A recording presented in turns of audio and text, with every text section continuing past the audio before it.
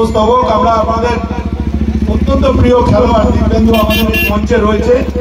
এর আগেও মোহামেডান টেন্টে গিয়ে যেদিন দিতে গেছিলাম সেদিন ওর হাতেই দিয়েছিলাম, ও বেলালদা সবাই ছিল, আর সবাই রমজান মাস ছিল বলে সকলে পাইনি। তো আমরা আমাদের পক্ষ থেকে প্রথমেই আমরা পুষ্পস্তবক দিয়ে আপনাদের সকলকে অভিনন্দন জানাচ্ছি আলাদা আলাদা ভাবে। কাকে আমার সঙ্গে সিরাজুল ভাইও আছেন, আমাদের মোহনবাগানের রক্তদানেও উনি থাকেন। আজ থেকে সিরাজুল আসুন।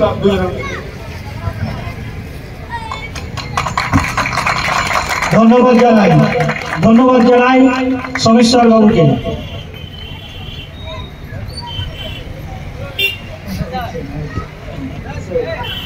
আমরা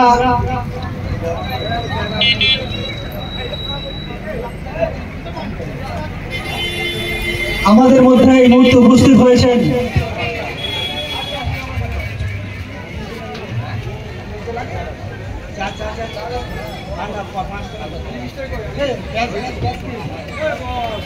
ব্যাচ পরিয়ে বরণ করবেন বাবর আলী মহাশয়।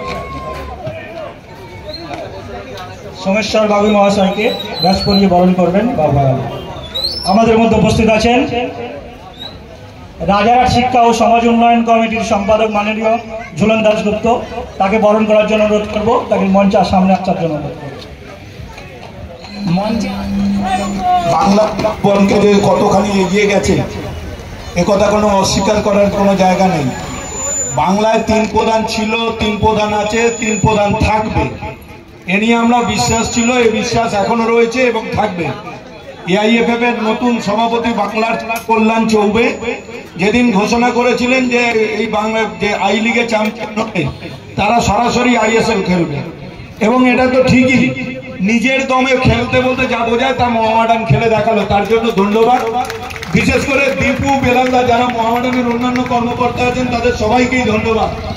শুধু ধন্যবাদ দিয়ে ছোট করলে বলা হবে, অনেক ছোট করে বলা হচ্ছে। আজকের বাংলার ফুটবলে এটা আমরা গর্ব করে বলতে পারি, পরপর মোহনবাগান ইস্ট বেঙ্গল হলে আমরা দেখেছি 1 লাখ লোক জমা খেলা দেখতে উপস্থিত হয়েছে।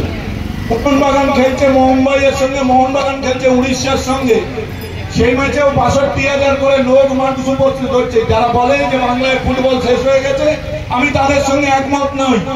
বাংলায় নতুন করে ফুটবলের প্রেরণা যারা জগাইয়েছে তাদের অন্যতম, বিশেষ করে মোহামেডান ক্লাবের অন্যতম যিনি দিব্যেন্দু বিশ্বাস, আমার অত্যন্ত প্রিয় খেলোয়াড়, যে দলেই থাকুক যেখানেই থাকুক, সেই দীপুর নেতৃত্বে আপনাদের যে ফুটবল সচিবের নেতৃত্বে আপনারা আই লিগ খেলবেন, এর থেকে আইএসএল খেলবেন, এর চেয়ে ভালো কিছু হতে পারেন না। কত রকম কে সবাই প্রত্যেক বছরেই চ্যাম্পিয়ন হবো এই আশা আমরা করি না, কিন্তু খেলাতে খেলার মাঠে খেলাই থাকবে, তাকে নিয়ে যাতে নোংরামো না হয়।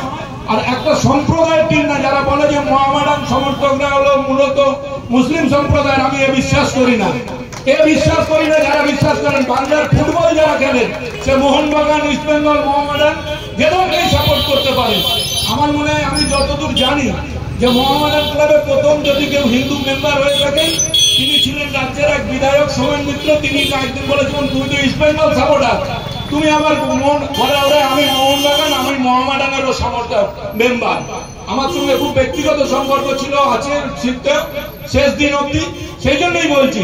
তো যারা বলেন তাদের এই ধারণাটাই ভুল। অনেকেই আছেন, আজকের নয় মুখ্যমন্ত্রীকেও তারা সহ দিয়েছে, বিভিন্ন সময় নামি দামি ব্যক্তিদের তারা দিয়েছে। তো আজকের সেই মোহামেডান মাঠ, আমি সেদিনকে তাদের আই লিগ জেতার পর মোহনবাগান ক্লাব যে প্রতিনিধিরা গেছিল তাদের মধ্যে আমি ছিলাম। তো তারা সেখানে ভাই ছিল, দীপু ছিল, সমস্ত কর্মকর্তারা তো আগেই বলছি সেদিন ছিল না, কিন্তু সেদিন মোহামেডান ক্লাবটাকে দেখে এসে মনে হলো, আমি অনেককেই বলেছি, ভাই তুই মোহনবাগান হয়, ইস্ট বেঙ্গল হয়, কোনো সাপোর্টারও যদি না হয়, যদি ফুটবল ভালোবাসিস, একবার গিয়ে মোহামেডান ট্রেনটা দেখে আসবি, দেখার মতন ট্রেন, এ কথা কোনো অস্বীকার করার কিছু নেই। কলকাতার অনেকগুলো যদি দর্শনীয় স্থান থাকে তার মধ্যে ওটাও এখন একটা দর্শনীয় স্থান। তাই আপনাদের সবাইকে অভিনন্দন, মোহামেডান সাপোর্টারদের। এ তো হতেই পারে কেউ 12 বছরে একটা ট্রফি পেয়ে বলছে, ভাবছে বোধহয় সবটাই জিতে গেল। মোহামেডান তো নিজের দমে খেলতে হতো, কারণ কোনো কাউকে ধরে টোকে জিতবে না। তার জন্য মোহামেডান কর্মকর্তা, সমর্থক, খেলোয়াড় সবাইকে আর একবার অভিনন্দন জানিয়ে মোহনবাগান ক্লাবের পক্ষ থেকে ধন্যবাদ জানাচ্ছি। আমাদের সচিব বিদেশে আছেন, বিকেলবেলায় তার সঙ্গে হোয়াটসঅ্যাপে কথা হয়েছে, বললে তুমি অবশ্যই যাবে, গিয়ে আগে ওদেরকে ফুল দিয়ে সম্বর্ধনা জানিয়ে আসবে। তাই আপনাদের সবাইকে আরেকবার ধন্যবাদ। জয় মোহামেডান, জয় মোহনবাগান।